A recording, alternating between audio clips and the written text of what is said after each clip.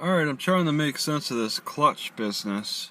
Now, there's several factors that could be contributing to my car not going into proper gear, but some are more important than others.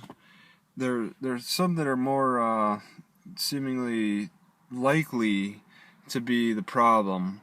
And I keep going back to the clutch being worn out.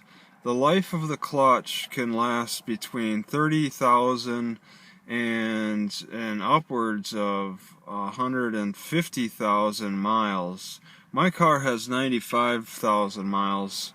So I'm about at that point where the clutch plate would wear out. It's a ceramic plate, and when I push in the clutch, the clutch pedal, that starts to wear it out because I'm disengaging the engine from the gear it's in, or from just running in general. When I want to switch from first to second, I have to disengage the gear, which can wear out there's springs in there and all that.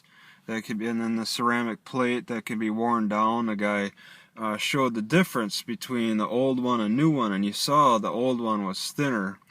I have hydraulic clutch, so that's better, apparently.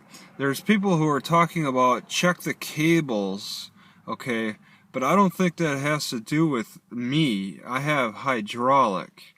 Cables do not adjust to the wear and tear on the clutch plate, whereas hydraulic does. Hydraulic is more of an automatic adjuster. It'll adjust automatically to the wear and tear over time, which isn't much. It's just, fractions of a millimeter we're talking here, but that makes a big difference for this ceramic plate. Which is supposed, ceramic's supposed to be the best form of resistance. But I have hydraulic.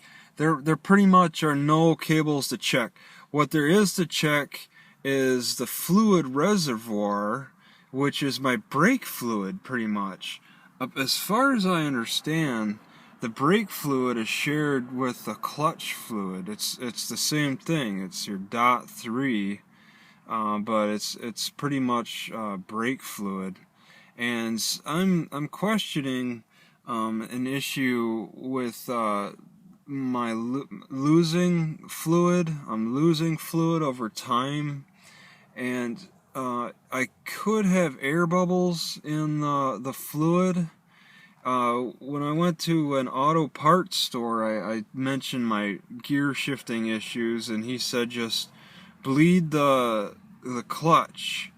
There could be some truth to that.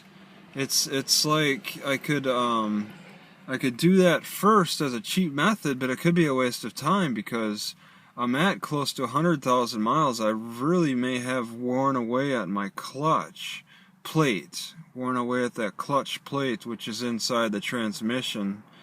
I'm not sure, but they say it can rust things when there's air bubbles in the lines, and I noticed there's like a ring of rust around my tire. It's like your brake fluid can leak in more than one spot.